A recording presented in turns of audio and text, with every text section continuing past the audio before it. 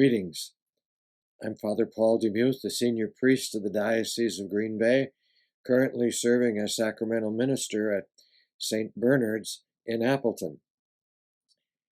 Today I wanted to share with you a couple lines from the first reading from the Acts of the Apostles. It wasn't easy for the early church to really grasp the message of Jesus. Listen to this passage. When Saul, of course that's Paul, after his conversion, when Saul arrived in Jerusalem, he tried to join the disciples, but they were all afraid of him, not believing that he was a disciple. Remember that conversion experience when he experienced the great light? Saul, Saul, why are you persecuting me?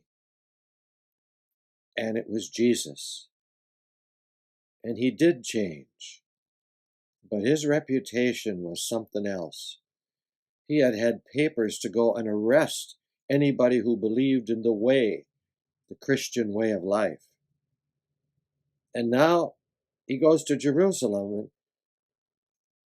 the disciples there aren't going to have him around.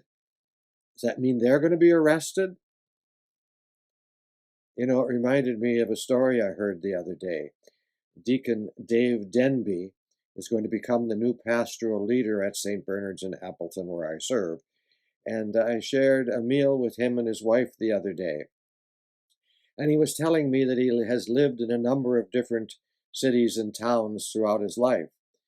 And he moved to a new town, and there people were very accepting and loving, except that almost everybody warned him, stay away from that guy down the block. He's just trouble. He's been in trouble since he's a teenager. You even see sometimes he packs a gun on his hip. Stay away from him.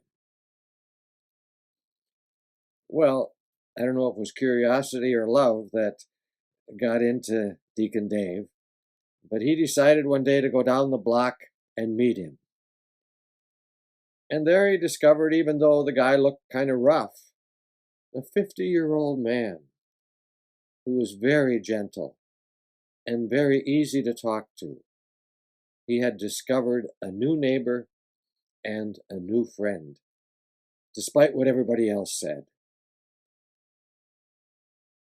That's a lesson that every one of us can learn.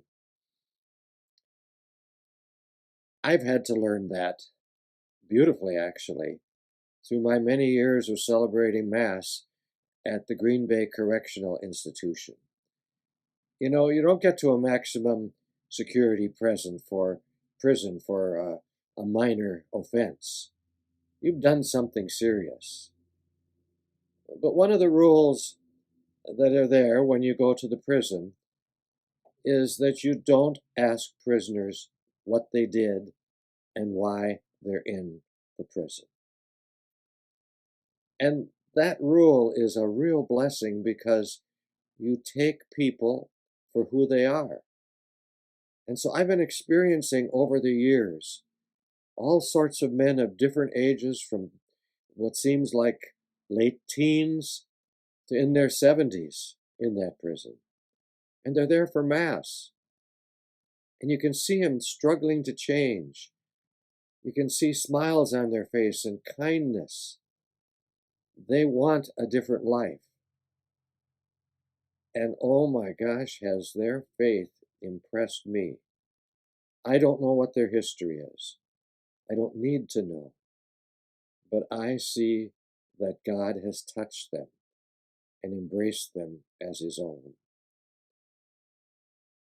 Our gospel this Sunday is that of the famous parable, I am the vine, you are the branches. Stay united with me. I have to prune the branches so that you will bear much fruit.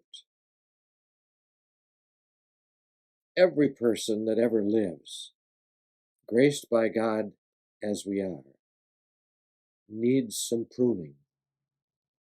And that pruning, whether it's physical, emotional, spiritual, in the neighborhood, whatever it is, when it happens, that's when we begin to bear fruit. I think those prisoners, I guess that fella down the block from Dave Denby's home, were pruned. And how about you? How about me?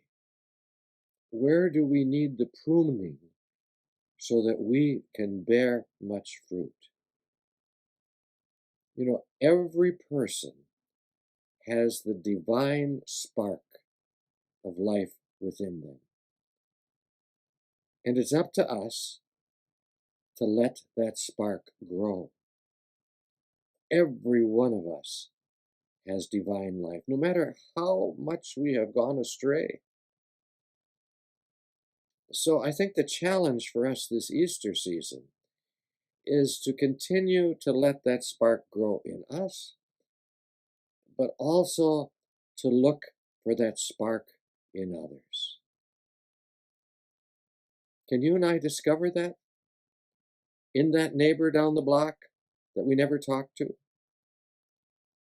In that person that's harmed us? In that fellow or gal at the office? Even in the other pew at church? Even for someone that we judge as just totally others? What about reaching out to someone of a different racial background or sexual background? What about reaching out to that person and just discovering that divine spark, that relationship between vine and branches, in them, in us? And together, like the early disciples who accepted Saul, whose name was now Paul, and became a great missionary, who knows how the miracles of God will continue. Let's keep our eyes and our hearts open, my friends.